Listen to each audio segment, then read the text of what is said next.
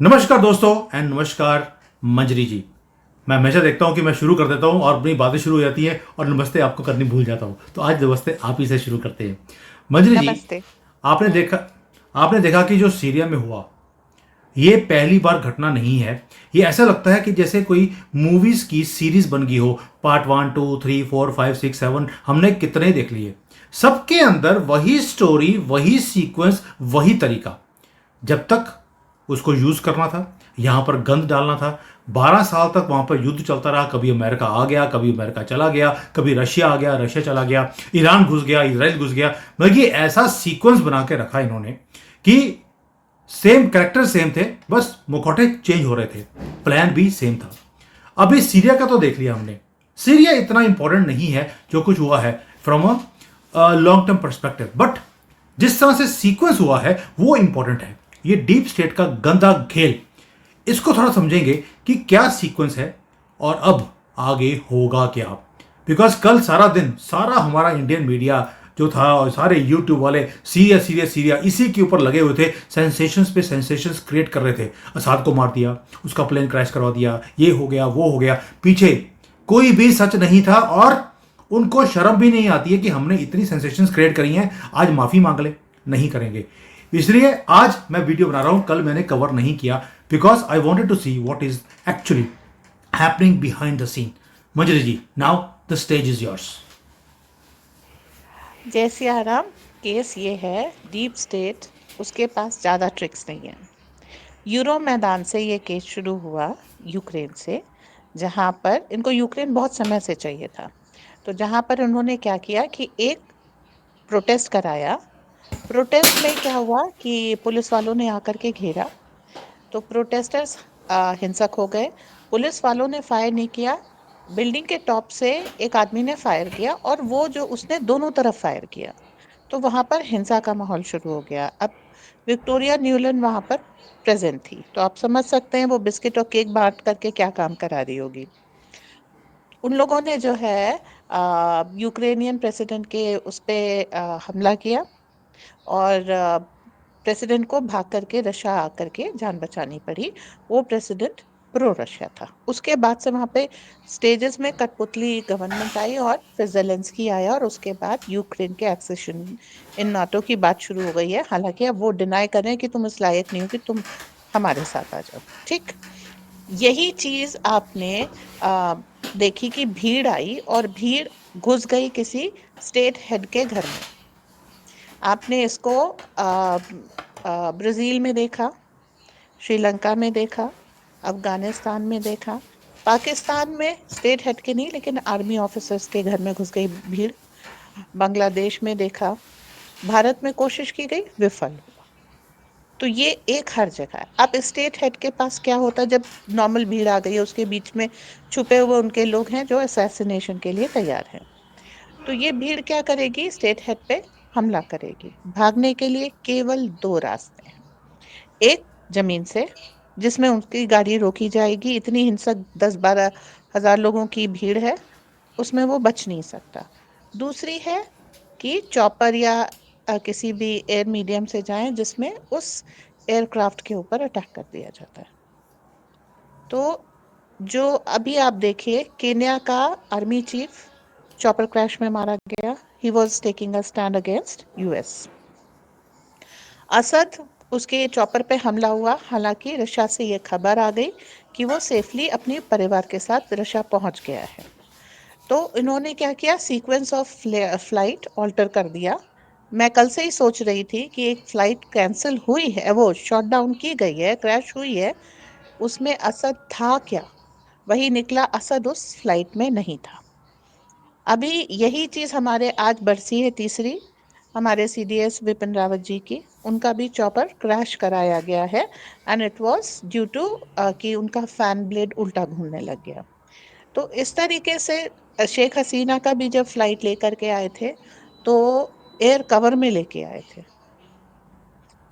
इसीलिए जो एक सीक्वेंस आ रहा है वो यही है। और शेख हसीना के केस में क्या किया है, पहले उसको ले गए आसाम की तरफ, नॉर्थ ईस्ट में, वहां से दूसरी चीज फ्लाइट से लेकर के आए सो दैट सीधे दिल्ली की तरफ आएगी तो दे कैन नोट डाउन। तो यहाँ पर ये है कि स्टेट हेड के ऊपर जो आपका ये खतरा है वो इस बात का है, या तो माई वे या फिर गॉड्स वे, निकल लो बेटा दुनिया से, बचोगे नहीं। और उसको बचाने के लिए एक इक्वली स्ट्रांग ताकत लगती है, तब जा करके वो पर्सन जिंदा किसी दूसरे देश में शरण लेने के लिए पहुंच पाता है। अब ऐसा नहीं है कि यूनुस ने शेख हसीना को छोड़ दिया है। तो जितने भी देश इस समय सीरिया में घुसे हैं वो कोशिश करेंगे कि किसी तरीके से असद को रशा में भी खत्म कर दें। जैसे ही असद या शेख हसीना जैसे लोग खत्म हो जाते हैं, उस देश पे एक ये चीज खतरा और बढ़ जाता है, क्योंकि अब वापस आके सत्ता कौन लेगा ये किसी को नहीं पता। तो इस चीज को मतलब उनकी अराजकता अब ज्यादा दिन तक चलती रहेगी। और किसी भी देखिए सीरिया की इंपॉर्टेंस क्या है। सीरिया एक मेडिटेरेनियन सी से लगा हुआ देश है, तो वहां से सामान लाने ले जाने में आसानी होगी। इंडिया एक गेटवे खोल सकता है, या कोई भी एशियन देश वहां पर जा करके गेटवे खोल सकता है थ्रू मेडिटेरेनियन सी और लैंड रूट, वो यूरोप की तरफ बढ़ सकता है। आजकल ट्रेड के जो स्ट्रैटेजिक चोक पॉइंट्स हैं उनको काउंटर बैलेंस करने के लिए इस तरह की चीजें आ रही हैं कि ठीक है, एक स्वेज कैनाल है ना, उसके अलावा कितने रूट्स हो सकते हैं यूरोप को सामान पहुंचाने के। तो जो कोई भी यूएस के ऑल्टरनेट को की तरह से कार्य करेगा उसके देश में ये सारी प्रॉब्लम होनी तय है। वो एक चीज चाहते हैं, सारा ट्रेड सुएज कैनाल के थ्रू हो, इधर उधर यूएस की नेवी हो, और उसके बाद फिर उसका सारा फायदा, मतलब अगर आप हमारी बात नहीं मानेंगे तो हम आपका माल नहीं जाने देंगे, और माल चला गया तो हम स्विस से पेमेंट नहीं होने देंगे। डोनाल्ड ट्रंप ने अभी कहा कि एंटी डॉलर सोचना भी मत, सैंक्शन लगा दूंगा। अब उन्होंने रशिया के ऊपर सैंक्शन लगाया है, क्या फर्क पड़ा? कुछ नहीं। रशिया स्ट्रांग हो रहा है इस वॉर में। तो अभी एक मजेदार बात हुई है कि इनके एक चीफ ने कहा है कि अगर रशिया ने पहले न्यूक्लियर थ्रेट दी या न्यूक्स का प्रयोग किया तो हम रशिया के ऑयल और गैस के एक्सपोर्ट पे सैंक्शन लगा देंगे। अरे भैया, अगर उसने उठा के एक न्यूक्लियर बम दे मारा तो आप बचेंगे सैंक्शन लगाने पे? एनीवे, अमेरिका इस समय इतनी बुद्धिमानी का की बात कर रहा है। तो यहाँ पर ये सारी चीजें गोल गोल घूम करके यहीं पर आती हैं कि America is becoming a Toothless tiger. Hmm. Okay. तो जो इनका डीप स्टेट है वो 20 जनवरी से पहले आपकी नाक में सारी ऐसी चीजें देंगे ताकि छींक आ जाए, और आपको यही करना है कि छींकना नहीं है। सबसे बड़ी चीज क्या है, ये दम देते रहेंगे नाक में और छींकना नहीं है। हर जगह ये टॉपल करने की कोशिश करेंगे। बुर्किना फासो जैसा एक छोटा सा देश है, वहां पर भी प्रधानमंत्री को निकाल दिया। फ्रांस में थोड़े दिन पहले हमने देखा कि प्रधानमंत्री को हटा दिया, वो गए। तो इस समय डोनाल्ड लू अभी भारत में हैं शायद, गए नहीं है। तो ये लोग जो है रिजाइम चेंज एक्सपर्ट है, और जगह जगह जा करके ये कोशिश करते रहते हैं कि जो अच्छी, नेशनलिस्ट शब्द से इन लोगों को नफरत है। और नेशनलिस्ट का मतलब ही यही है कि अपने देश के प्रति जो समर्पित हैं, वफादार हैं। तो ये नहीं चाहते कहीं भी नेशनलिस्ट गवर्नमेंट चले। गवर्नमेंट लोकतंत्र के नाम पे आनी चाहिए, ऐसी आनी चाहिए जिसको ये चला सके। They will tell you how to rule your country, basically they will rule your country. तो ये है, जो भी नेशनलिस्ट लीडर्स हैं उनको बहुत बदनाम किया जाता है। और हर देश में 1-2 लाख तो लोग ऐसे मिल जाएंगे, पूरी पॉपुलेशन में 1-2 करोड़ की, कि जो गवर्नमेंट से किसी बात पे ना खुश होंगे। उसमें से 10-12 हजार इस तरह के मिल जाएंगे जिनको आप पैसे दे दीजिए अपराधी प्रवृत्ति के, जो अटैक कर दें। तो ये उन लोगों का साथ ले करके ये काम कर रहे हैं। तो अगर आप ये कहिए कि बस सफलता है इस समय उनके साथ, कोई मेजर पॉपुलेशन जो है देशभक्त है, और 10-12 हजार लोगों को यूज करके ये काम कर ले जाते हैं। जी। भाई मंजरी जी, आप सोच के देखिए, regime after regime change, same formula, वही भीड़ आती है प्रेसिडेंट के घर में, प्राइम मिनिस्टर के घर में, और वहां पे घेरा लेकर वो सब कुछ वहां से उठाकर चोरी कर कर ले जाते हैं और कहते हैं कि देखिए हमने कितना महान काम किया है, इनकी गवर्नमेंट को उखाड़ कर हमने फेंक दिया। 60 साल पुरानी गवर्नमेंट सीरिया में गिरवा दी गई, और यहां पर बांग्लादेश की गवर्नमेंट है उसको गिरवा दिया। जिहादियों को बिठा दिया है जो कहता है कि यहां पर तो कुछ गलत हो ही नहीं रहा है। अब उसने केबल जो है हमारी उसको भी रुकवा दिया है, ताकि इंटरनेट की जो हाई स्पीड की जो कनेक्टिविटी है हमारे नॉर्थ ईस्ट में जो बांग्लादेश से होकर जाती थी उसको ब्लॉक कर दिया है। एक तरफ तो वो बोलता है कि भाई यहाँ पे कुछ गलत हो नहीं रहा और हमें तो भारत से कोई दिक्कत नहीं है, और दूसरी तरफ हम देखते हैं कि एक एक कर हर चीज़ को वो ब्लॉक करता जा रहा है। अगर ब्लॉक नहीं है तो उनका बॉर्डर जहाँ से ये कॉकरोच रोज हमारे बॉर्डर में भारत में आते हैं। तो इतनी ही अगर इनको दिक्कत है नेशनलिज्म से, तो फिर आते क्यों है उस कंट्री में, मुझे ये भी समझ नहीं आती। अभी आप देखिए सीरिया का मामला इतना ज्यादा खतरनाक हो गया है कि ये बाइडेन ने बोला है कि सीरिया की गवर्नमेंट गिर गई क्योंकि रशिया ने और ईरान को मैंने कमजोर कर दिया। बाइडेन ने रशिया को और ईरान को कमजोर कर दिया? कौन बोल रहा है? बाइडेन, जो खुद बड़ा कमजोर है, कब खड़े खड़े होकर कब गिर जाएगा उसका समझ नहीं आती, और वो बोल रहा है मैंने रशिया को और ईरान को कमजोर कर दिया इसलिए गवर्नमेंट गिर गई। देखिए, 2-3 चीज़ें हैं। बाइडेन को कुछ नहीं पता वो क्या कह रहे हैं, इसलिए बाइडेन की बातों को मैं सीरियसली नहीं लेती। क्या सपना आया और किस पिनक में चल रहा है वो वही जाने। रशिया इस वॉर में काफ़ी स्ट्रांग हो गया है। ये हमने ब्रिक्स समिट में देख लिया। Russia was able to handle the war on one front, have BRICS in the centre. और अभी रशिया ने सीरिया में एक मोर्चा खोला, रशिया उससे बिल्कुल कंफर्टेबल है। वो अपनी ऐसी मिसाइल्स लॉन्च कर रहा है कि न्यूक्लियर वॉर तो छोड़िए, अगर उसने ओशैनिक ऐसे ही ड्रॉप कर दी तो अमेरिका का क्या होगा ये अमेरिका सोच ले। तब से जो है थोड़ी गिग्गी बंधी हुई है। उसके बाद उसने ऑनिक्स नाम की एक मिसाइल और टेस्ट कर ली। तो रशिया की फायर पावर बहुत बढ़ती जा रही है। और रशिया उस एरिया में, जो हम जिसे वेस्ट एशिया कह सकते हैं, अगर वहां पे रशिया अपनी प्रेजेंस ना बनाए तो अमेरिका को चेक एंड काउंटर बैलेंस करने वाला कोई पावर नहीं होगा। फिर वहां पर जो नरसंहार होगा, जैसे किसी से कुछ भी नहीं, मूड आया कहीं भी बम मार दिया। कुछ लोग सड़क पे चुपचाप चल रहे हैं, एक मिसाइल आकर के 8 लोगों के ऊपर गिर गई। ये भी ठीक नहीं है। वो इंसान है जो भी है। तो असद के पीछे ये बहुत समय से पड़े हुए थे। अभी इनका टाइम इसलिए है क्योंकि हम नहीं चाहते बाइडेन को एक्सटेंशन मिले। हम उसको सिर्फ समय काट रहे हैं, ऐसा नहीं है एक्शन लिया नहीं जा सकता, पर हम चाहते नहीं है कि बाइडेन को कोई बहाना मिल जाए एक्सटेंशन का। इसलिए असद को निकाल लिया है। असद अगर सुरक्षित रहेंगे तो समय आने पर वापस अपनी सत्ता जाकर के संभाल सकते हैं। That's the plan. 20 तारीख के बाद काफी चीजें विड्रॉ होंगी। आते हैं बांग्लादेश मंजरी पे। जी, हाँ जी। मैं बांग्लादेश पे ही आ रहा था कि वहां पर जो कुछ हुआ है, अब हमारे यहाँ पर बांग्लादेश में भी बैकयार्ड पे बड़ा कुछ हो रहा है, और हम भारतीयों ने भी जवाब देना शुरू कर दिया। इज इट जस्ट ऑप्टिक्स, या हम जाग रहे हैं? हम जाग रहे हैं, और इस बार हम पॉलिटिकल विल के साथ जाग रहे हैं।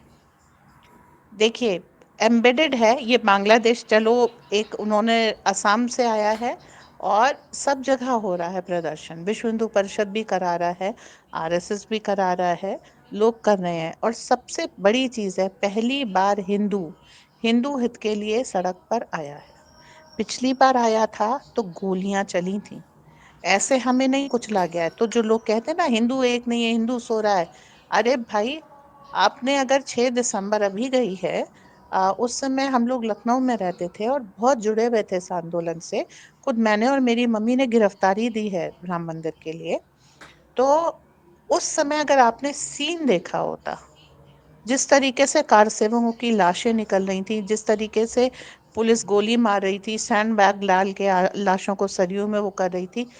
चॉपर लेकर के एक गुंडा AK-47 से नीचे की भीड़ के ऊपर गोली चला रहा था। हिंदुओं को ऐसे क्रश किया गया है 1990 में, ज्यादा समय नहीं हुआ। और 30 साल में आप देख लीजिए, हम वापस खड़े हैं अपने हितों की बात करने के लिए। और इस समय हिंदू सड़क पे आ रहा है, ये दुनिया के लिए बहुत बहुत डरावनी बात है। क्यों? हम सबसे ज्यादा लॉ अबाइडिंग और पीसफुल कम्युनिटी हैं। छोटे मोटे झटके हम मानते सुनते नहीं है, हम चुप रह जाते हैं कि सब्र करो, कम खाओ गम खाओ की पॉलिसी चलती है। अगर ऐसा पीसफुल कम्युनिटी प्रोटेस्ट पे आ जाए तो बहुत दिक्कत होगी। अमेरिका की इकोनॉमी को हिंदू ने संभाला है, माने ना माने ब्रिटिश इकोनॉमी हिंदू ने संभाली है। तो ये कई जगह अफ्रीका हिंदुओं पे चलता है, वहां की पॉपुलेशन बहुत है लेकिन चलता हिंदू के भरोसे है। तो जहां जहां भी हिंदू जा रहे हैं वो उस कंट्री की बैकबोन बनते जा रहे हैं, और सारे आपके नियम मानेंगे, सारा आपका डिस्क्रिमिनेशन झेलेंगे, सारे आपके टॉन्ट सहेंगे और चुपचाप अपना काम करके अपने आप को ऐसी जगह एस्टेब्लिश कर लेंगे कि उसको उखाड़ने का मतलब है कि अब आपके देश पे संकट आएगा। कोई सुख से अमेरिका गुजरातियों को नहीं रखे हुए, हम्म। इसलिए रखे हैं कि व्यापार उन्होंने संभाल रखा है। ठीक है। और anti India campaigns, anti Hindu campaigns इनके यहाँ चलते रहते, कभी बंद नहीं होते। इनकी सिलिकॉन वैली हो, इनकी मेडिकल इंडस्ट्री हो, सब हमने संभाली है। तो इसीलिए हिंदू जब सड़क पे आ रहा है ये इनके लिए एक संकेत है, आइदर दे स्टॉप और दे सफर। अब यूनुस की बात बताती हूँ। यूनुस एवरीबॉडी नोज कि वो एक सीआईए का एजेंट है। यूनुस को इन्होंने बांग्लादेश में प्लांट किया है, लेकिन बांग्लादेश की भौगोलिक स्थिति आप देखिए, वो एक छोटा सा उसका हिस्सा बस बर्मा से लगा हुआ है जिसे आजकल म्यांमार कहते हैं, और बाकी तो वो एम्बेडेड पूरी तौर पे इंडिया में है। तो अगर तुम हमारा इंटरनेट बंद कर दो, वो तो हम 3 दिन में सैटेलाइट से ऑन कर लेंगे, हमको दिक्कत नहीं है। केबल हमने डाला हुआ था पर बहुत ज्यादा इंपॉर्टेंट नहीं है। पर तुम्हारी बिजली अगर तुम नेपाल से ले रहे हो तो भी आ तो वाया इंडिया रही है ना, आपका डायरेक्ट बाउंड्री टच तो नहीं हो रहा। हम उसको काट देंगे जब हमारा मन करेगा। आप रसद वगैरह कहाँ से मंगाएंगे? अगर आप इंडिया का वो देखें स्ट्रेटजी, तो जो बे ऑफ बंगाल है उसमें इंडिया की प्रेजेंस है, कोई और भेज ही नहीं सकता आपको खाना। और आप तो बवाल करने में लगे हैं, खेतों में जाकर के अनाज बोने की तो फुर्सत नहीं है, मंदिर तोड़ रहे हो, हिंदुओं को मार रहे हो, यही तो कर रहे हो। कंस्ट्रक्टिव वे ऑफ लाइफ है ही नहीं इस रिलीजन की, डिस्ट्रक्टिव वे ऑफ लाइफ है। तो इसीलिए हिंदू क्यों बर्दाश्त, जजिया का कॉन्सेप्ट इनके यहाँ क्यों है? इसीलिए जजिया का कॉन्सेप्ट है कि भाई आपकी पूरी डिस्ट्रक्टिव वे ऑफ लाइफ है, आपको उन लोगों को जिंदा छोड़ना पड़ेगा जो कंस्ट्रक्टिव वे ऑफ लाइफ पे चल रहे हैं। और वो हम लोगों की है, हमारी पूरी लाइफस्टाइल कंस्ट्रक्टिव है। हमारी किताबों में नहीं लिखा, हमारी किताब में लिखा वीर भोग्या वसुंधरा, मतलब आप अगर वीरता से अपनी धरती की रक्षा करेंगे तब आप उसका शांतिपूर्वक भोग कर सकते हैं, पर अपनी धरती की रक्षा करने के लिए लिखा है। इनके यहाँ तो ये है कि भगवान ने, अल्लाह ने तुम्हें जमीन दी, उन्होंने कहा God has given you the earth. हमारे यहाँ भगवान ने ऐसा कुछ नहीं कहा है, धरती हम्म। माता है। तो कंस्ट्रक्टिव वे ऑफ लाइफ के कारण ये हमें जिंदा रखते हैं, अगर कहीं हम जैसे बांग्लादेश में हिंदू हैं तो, ताकि इनका खाना पीना चलता रहे। अदरवाइज ये अफगानिस्तान ही तैयार करते हैं। सीरिया वगैरह क्या है, वहां पर सिर्फ तेल है, वो भी इसलिए क्योंकि मास ग्रेव्स थी, मास ग्रेव लाशें सड़ सड़ करके पेट्रोलियम बन गई हैं। ठीक है। तो ये बांग्लादेश में अपनी कुछ भी नहीं है। एक उनके यहाँ कॉटन इंडस्ट्री थी कपड़ों की, वो भारत आ गई इस बीच में। अच्छा गई कैसे, इसके ऊपर भी एक एपिसोड कर सकते हैं, बहुत इंटरेस्टिंग है। कांग्रेस ने भारत की सारी मिलें खत्म करके बांग्लादेश को कपड़े की इंडस्ट्री उपहार में दी थी, और इसके ऊपर यस। पिक्चरें भी बनाई थी। तो अभी जो है, अब वहां पर कुछ बाकी नहीं बचा है, उनको भारत की आवश्यकता है। यूनुस एक मूर्ख आदमी है जिसने ज्यादा से ज्यादा समय अमेरिका में गुजारा है, उसे देश की रियलिटीज नहीं पता। जिन लोगों ने इसको बैठाला था वो इसके खिलाफ होना शुरू कर दिए क्योंकि उनको जो चाहिए था वो मिला नहीं। मालदीव में अभी आपने देखा, मुइजू आया, उसने क्विट इंडिया करके वो आया, और उसके बाद प्रणामी भारतम करके जो है वो वापस गया है, तभी वो सरवाइव कर पा रहा है। तो ये जो भारत के आसपास के छोटे छोटे क्षेत्र हैं, मलय द्वीप, मालदीव, इस तरीके के जो देश हैं जो भारत के भागते ही चलते ही भारत की इकोनॉमी पे हैं, और बांग्लादेश तो पूरा भारत में एम्बेडेड है। अच्छा दूसरी तरफ म्यांमार है, म्यांमार खुद युद्ध में फंसा हुआ है, तो वो अपनी मदद करेगा कि इनकी मदद करेगा, ये देखने वाली बात है। तो समुद्र हो या लैंड हो, धरती हो, आप हमारी कृपा पर निर्भर हैं। अब पछाड़े खा लीजिए या बकवास कर लीजिए, आना मेरी ही शरण में पड़ेगा। और जब आओगे बेटा, 20 जनवरी तक का समय है, हमारे पास धैर्य है। लोग कहते हैं हजारों साल मंजरी पुरानी संस्कृति है, गलत। हम करोड़ों साल पुरानी संस्कृति है। 2 महीने is a blink of an eye, हम वेट कर लेंगे जी।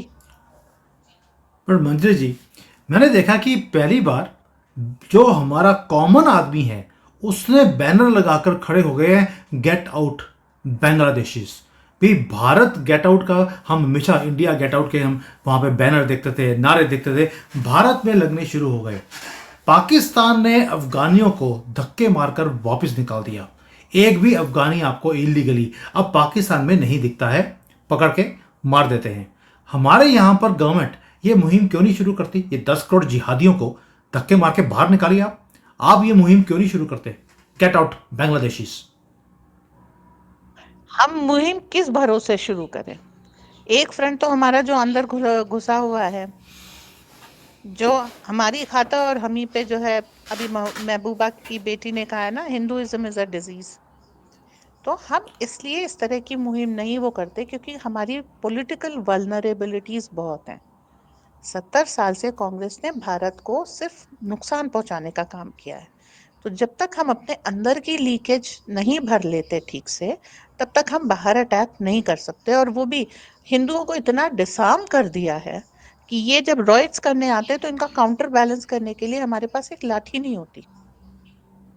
आप समझिए, 3 तरफ से घेर करके दिल्ली के दंगे में हिंदुओं को मारा है। अगर कपिल मिश्रा सड़क पर आंदोलन धरना देके नहीं बैठा होता, तो चारों तरफ से घेर के ये लोग मारते। उसने कितनी जानें बचाई हैं ये तो भगवान ही जानता है। तो हम इन सब कारणों से ये काम नहीं कर सकते। और हिंदुओं में बहुत एकता है, मैं फिर कहूंगी। इनके शिया सुन्नी और कैथोलिक प्रोटेस्टेंट की तरीके से हम एक दूसरे की जान के प्यासे नहीं हैं। हमारे अंदर एकता बहुत है, लेकिन हमारा दमन अभी तक हुआ है, 2014 तक हुआ है। और अभी भी आप देख लीजिए कि जिन राज्यों में हिंदू सरकार नहीं है बीजेपी की, उन राज्यों में ये दिक्कत आज भी पाई जाती है। तो इसके कारण ये बहुत जरूरी हो जाता है कि हम धैर्य से काम लें, सडन नीजक नहीं। और पाकिस्तान, अब की आप बात करें कि अफगानियों को निकाल दिया, पश्तून बजा तो रहे उनकी, अभी कल भी बम फोड़े हैं वो सब आराम से। तो ऐसा नहीं अफगानिस्तान शांत बैठ गया या पठान शांत बैठ गए, अफगानी शांत बैठ गए। वो इस समय मतलब अल्लाह मालिक पे चल रहा है। और इसलिए भी चल रहा है कि 20 तारीख तक हम हाथ नहीं लगाएंगे। अब 20 जनवरी जाने दीजिए, दुनिया में बहुत कुछ ऐसा होगा कि पुराने नियम टूट जाएंगे। पर 20 जनवरी का इंतजार है। और उन लोगों ने भी एक चीज माननी पड़ेगी कि जितनी गहराई से दुनिया पे चोक पॉइंट्स पे कब्जा किया है, उसको उखाड़ पाना 1-2 दिन का काम नहीं है। पर हाँ, परिवर्तन आना हम्म। शुरू हो जाएगा ये। जी। मंजरी जी, मुझे ये बताइए, जैसे सीरिया में इन्होंने ये प्लान किया, बांग्लादेश में हो गया, श्रीलंका हो गया, पाकिस्तान हो गया, सब जगह पे पैटर्न है। आपको नहीं लगता कि यहाँ पर भी जो बांग्लादेशी मुसलमान हैं उन्होंने कॉल देनी शुरू कर दी कि आप जैसे हमने किया है आप भी भारत में इकट्ठे होके आ जाइए? 10 करोड़ लोग हैं, या 7 करोड़ बोलते हैं, वो 7 करोड़ बांग्लादेशियों ने खुद डिक्लेयर किया है। 14 करोड़ हाथ हैं, उखाड़ कर फेंक दीजिए मोदी को और इस्लामिक कंट्री बना दीजिए। आप ये कर सकते हैं, सड़कों पे आ जाइए। अगर उन्होंने ऐसी मुहिम शुरू कर दी यहाँ पर, आपको नहीं लगता ये तो मरने के लिए वैसे तैयार रहते हैं और ये यहाँ पर भी आ जाएंगे और हमारी गवर्नमेंट को गिरवा देंगे? और हमारी ऑपोजिशन वो तो इसी मौके का फायदा उठाएगी भी और वेट कर रही है कब ये कॉकरोच जागेंगे, अपने गटरों से निकलेंगे और गंद डालेंगे। बिल्कुल नहीं कर सकती। अभी संभल में करने की कोशिश कर ली उन्होंने, ठीक, कुचल दिए गए। मरने के लिए तैयार बैठे थे तो चुप क्यों बैठ गए? एक होता मार हम्म। देंगे, ई कर देंगे, वो कर देंगे, और दूसरी चीज होती निकल के मार देना। ठीक है, पुलिस 1% भी नहीं थी, फिर भी पुलिस ने कंट्रोल किया। तो ये मरने से बहुत ज्यादा डरते हैं। ये कहना ही गलत है कि ये मरने के लिए पैदा हुए हैं। कहते हैं ना, कायर आदमी सबसे ज्यादा चिल्लाता है। ठीक है, हम्म। ओके, यह वो वाला केस है। 1 नंबर के कायर, चिल्लाते बहुत हैं। और बेटा तुम 14 करोड़ हो, ठीक है, और हम 80 करोड़ हैं। एक एक थप्पड़ भी मारेंगे ना तो उसको दुनिया लिंचिंग कहेगी। और हिंदू इस बार सड़क पे उतर आया, तो बाबू घर में रहो और सुखी रहो, ठीक है। और अभी एक चीज तो हो गई कि एक मुस्लिम इलाके से 1.25 लाख वोट से 1.5 लाख वोट से एक हिंदू जीता है। अब तुम्हारा प्रतिनिधित्व धीरे धीरे हमारे ही हाथ में आ रहा है, क्योंकि तुम्हें मालूम है तुम्हारे अपने तुम्हारे सगे नहीं होते। वक्फ बिल पोस्टपोन किया गया है, वो नहीं किया। आपको चलाने वाले जो मुल्ला मौलवी है ना, ये उनके पेट पे उनकी पीठ पे लात है और उनकी गर्दन में हमारा हाथ है। जो खाया पिया है वो भी हम निकालना आएंगे, ठीक है। मोदी जी ने एक झूठ बोला था, ना खाऊंगा ना खाने दूंगा। ये नहीं बोला था कि खाया पिया हलक में हाथ डाल के निकाल लूंगा। इस समय वो हलक में हाथ डाला, खाया पिया निकाल रहे हैं। इतने बहादुर हो तो रोक के दिखा दो। एक संभल करने की कोशिश की थी, वो भी असफल हो गए, एटा तक नहीं ले जा पाए। और वक्फ बोर्ड जो है इधर उधर जाके पर्चियां बांट रहा है। बांट लो भैया 20 तारीख तक, तुम्हारा हश्र तो भी हम करेंगे, ठीक है। तो हेडलेस चिकन इनको बनाए बिना हम छोड़ेंगे नहीं। 14 ही करोड़ हो ना, हम 140 में 10%, कहते ना, मान लिया। अटल जी ने भी आधा भारत चला गया, मैं मान लेता हूँ, लेकिन पाकिस्तान नहीं बचेगा। अब हम उसी फॉर्मूले पे आ रहे हैं धीरे धीरे, ठीक है। हम्म। ज्यादा बोलते नहीं है, समझ लो। देश के देश leader of the global south है, बस इतना काफी है। और तुम एक छोटे से बांग्लादेश में या इधर उधर 2 4 घेतोस बना लिए, उस पे खुदा करो भाई। जिस दिन जो है पूरी रैपिड एक्शन फोर्स, पीएसी और ये वो वहां पर पहुंच गई, फिर बेटा कहाँ भागोगे? आओगे तो गिड़गिड़ाते हुए हमारी शरण में ना, बस। नहीं, इनके जो तो मोहम्मद है वो तो हमेशा ही मोदी जी के पैरों में आकर गिरता है और चूमता भी है। हमने देख लिया, मोहम्मद यूनुस ने भी आते ही चूमना शुरू कर दिया था पैरों को। वो चावल ही भेज दो, पानी ही भेज दो। और जो मुजो है, पहले तो बोल रहा था इंडिया गेट आउट, उसके बाद इनका मोहम्मद ये मुजो वो भी मोदी जी के चरणों में कि भैया हमें माफ़ कर दो, हमें कुछ एड दे दो। तो ये इनके मोहम्मद हमेशा हमारे कदमों में 1400 सालों से गिरते ही आए हैं, ये गिरते ही रहेंगे।